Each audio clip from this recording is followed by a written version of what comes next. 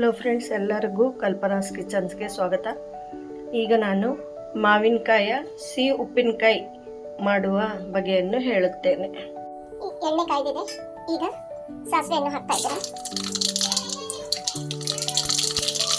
ಸ್ವಲ್ಪ ಇಂಗು, ಸ್ವಲ್ಪ ಅರಿಶಿನ ಪುಡಿ, ಮೆಂತ್ಯದ ಪುಡಿಯನ್ನು ಹಾಕ್ತಾ ಇದ್ದೇನೆ.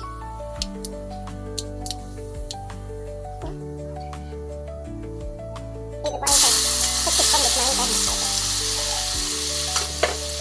ಈಗ ಮಾವಿನಕಾಯನ್ನು ಹಾಕಿದ್ದೇನೆ. ಇದಕ್ಕೆ ರುಚಿಗೆ ತಕ್ಕಷ್ಟು ಉಪ್ಪು ಹಾಕ್ತಾ ಇದ್ದೇನೆ. ಚಿಲ್ಲಿ ಪೌಡರ್, ಕಲರ್ ಬರಕ್ಕೆ ಕಾಶ್ಮೀರ್ ಮಿರ್ಚ್ ಪೌಡರ್ ಹಾಕ್ತಾ ಇದ್ದೇನೆ. ಸಾಸಿವೆ ಪುಡಿಯನ್ನು ಹಾಕ್ತಾ ಇದ್ದೇನೆ. ಇನ್ನೊಂದು ಸ್ವಲ್ಪ ಹಿಂಗ ಹಾಕ್ತಾ ಇದ್ದೇನೆ. ಹೆಸರೇ ಹೇಳುವ ಹಾಗೆ ಇದು ಸಿಹಿ ಉಪ್ಪಿನಕಾಯಿ, ಹೀಗಾಗಿ ಸಕ್ಕರೆಯನ್ನು 1 ಗ್ಲಾಸ್ ಸಕ್ಕರೆಯನ್ನು ಹಾಕಿದ್ದೇನೆ. ಸ್ವಲ್ಪ ಬೆಲ್ಲವನ್ನು ಹಾಕಿದ್ದೇನೆ. ಈಗ ಆಗಿದೆ. ಈ ಹದಕ್ಕೆ ಬರೋ ತನಕ ಕುದಿಸಬೇಕು.